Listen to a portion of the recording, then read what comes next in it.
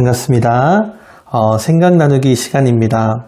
어제 우리가 주일 설교 시간에 시편 3편의 본문을 가지고 천만인이 애워싸도 라는 제목으로 말씀을 나누어 보았습니다. 사실 우리 성도님들에게 어떠한 말씀을 같이 나누어 볼까 참 많은 고민을 했습니다. 그러다 우리 신앙의 실제적인 부분들을 조금 나누었으면 좋겠다는 생각으로 우리 그리스도인들의 고난에 대한 설교를 준비해 보았습니다.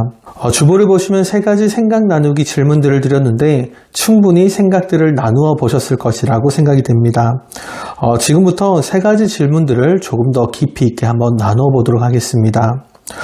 첫 번째 질문은 도저히 이유를 알 수 없었던 고난의 순간들을 나누어 보자라는 질문이었습니다.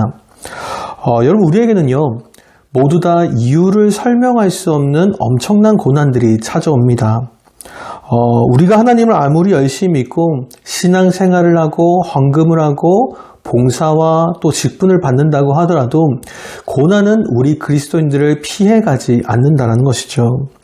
실제로 그리스도인들에게 찾아오는 이 고난의 문제 때문에 신정론을 부인하는 학자들도 많이 있었습니다. 이 신정론이란 것은 하나님은 가장 선하신 분이고 하나님은 항상 옳다, 바르다라고 하는 하나님의 성품을 말하는 것입니다. 그런데 하나님을 믿는 그리스도인들에게도 이러한 이유를 알 수 없는 고난이 찾아오는 것을 보면서 많은 학자들은 하나님의 선한 성품에 의심을 하게 되었다는 것이죠. 여러분, 이 문제는 결코 가벼운 문제가 아닙니다.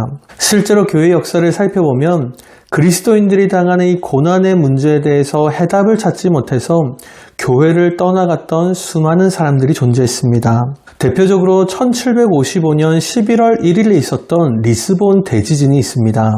이날은 카톨릭에서 만성절이라고 부르는 축제일이었습니다.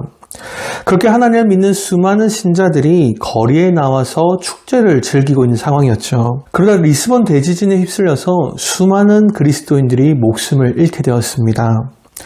이런 그리스도인들이 당하는 이유를 알 수 없는 고난 때문에 당시 유럽의 수많은 그리스도인들이 하나님을 떠나가게 되었다는 것입니다.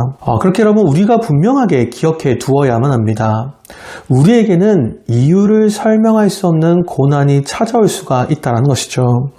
그리고 그 고난의 문제에서 절대로 그리스도인들도 예외가 아니라는 것입니다. 그렇게 여러분들에게 이유를 설명할 수 없는 고난이 찾아올 때 여러분들은 그 고난의 이유를 찾기보다 하나님의 지혜를 찾으셔야만 한다는 것입니다. 두 번째 질문은요, 혹시 다윗처럼 고통스러운 관계 속에서 힘들었던 적이 있으십니까? 라는 질문이었습니다. 실제로 어제 함께 나눴던 시편 3편 본문에 다윗이 겪고 있었던 이유를 알 수 없는 고난은요, 바로 관계에 대한 고통이었습니다. 자신이 사랑하던 모든 사람들이 다윗의 대적이 되어버렸기 때문이죠. 여러분들도 혹시 이러한 고난을 경험해 본 적이 있지는 않냐는 것입니다. 사실 교회에서 우리가 겪게 되는 가장 큰 고통은요, 사람들 간의 관계에서 오는 고통일 것입니다.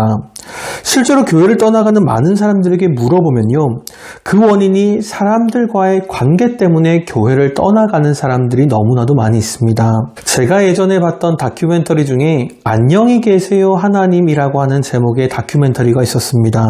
이 다큐멘터리는 교회를 떠나간 많은 청소년들에게 왜 교회를 떠나가는지 이유를 물어보고 진단해보는 다큐였습니다.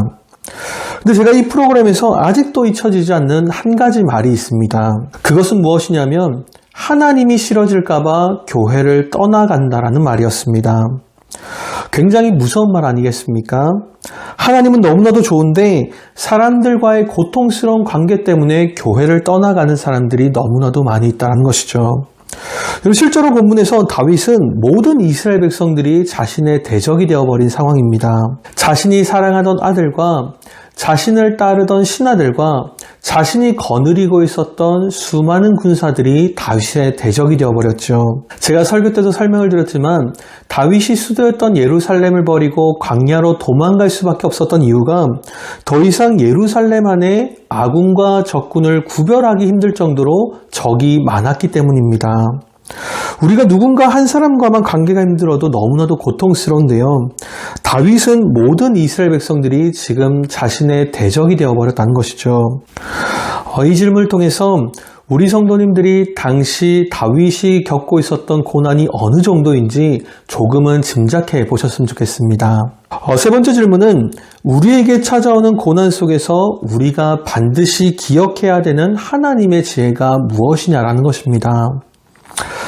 여러분, 제가 아까 고난 속에서 고난의 이유를 찾기보다 고난을 이길 수 있는 하나님의 지혜를 찾으라고 말씀을 드리지 않았습니까?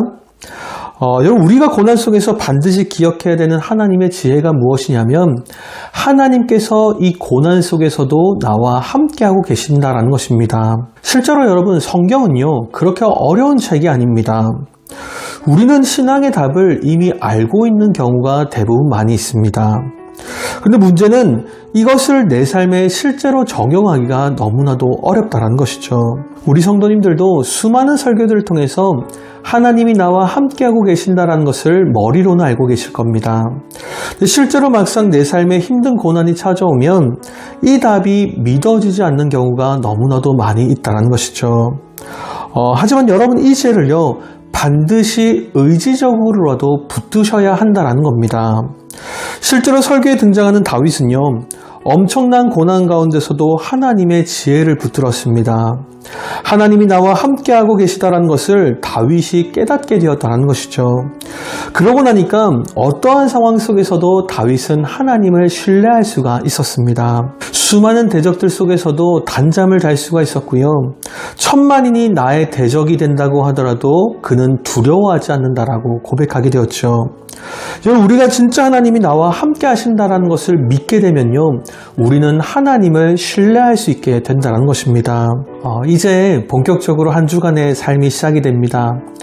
우리 모든 성도님들이 들으신 말씀을 기억하면서 진짜 여러분들 삶 가운데 찾아오는 고난 속에서도 고난을 이기는 하나님의 지혜를 붙들고 살아가는 귀하고 복된 한 주가 되시기를 주님의 이름으로 축복을 드리겠습니다. 감사합니다.